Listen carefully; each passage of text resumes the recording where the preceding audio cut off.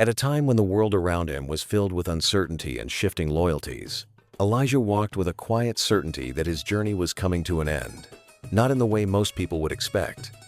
Not with weakness or decline, but with something far more unusual, something that could not be explained by anything ordinary, and those closest to him could sense it, even if they didn't fully understand it. There was a weight in the air, a feeling that something significant was about to happen, and yet Elijah said very little about it, as if the moment would speak for itself when the time came.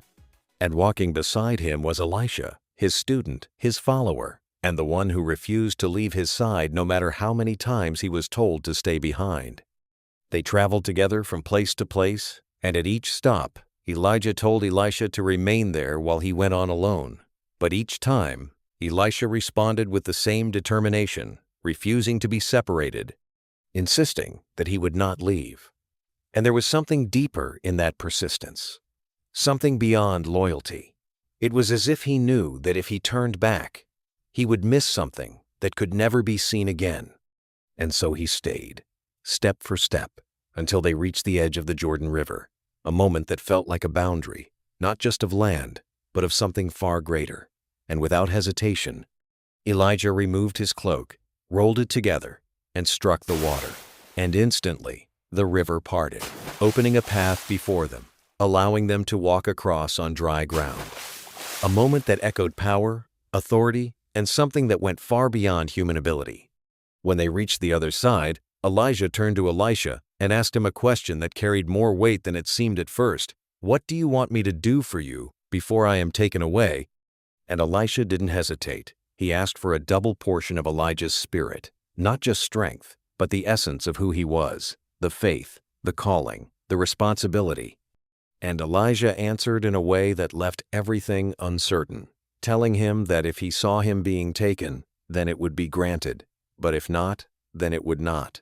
And with that, the moment lingered, quiet, tense, as if everything depended on what would happen next.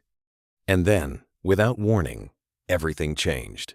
As they continued walking and talking, a sudden force interrupted the moment. A chariot of fire appeared, pulled by horses of fire, moving with a power that could not be ignored.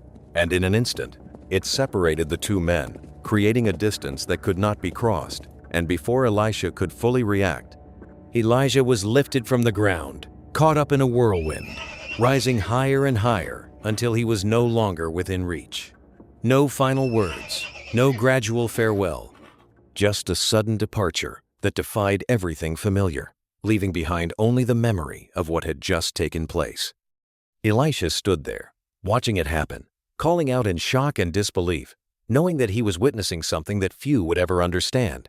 And as Elijah disappeared from sight, his cloak fell back down to the ground, a quiet but powerful symbol that something had been passed on. And in that moment, everything shifted.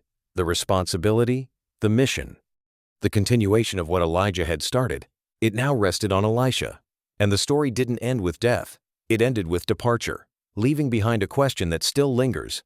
What does it mean for a life to end without ending at all? And why was Elijah taken in such a way that no one could ever forget it? Drop a comment below. I'd love to hear your thoughts. Share this with someone who needs to see it and hit subscribe so you never miss more videos like this.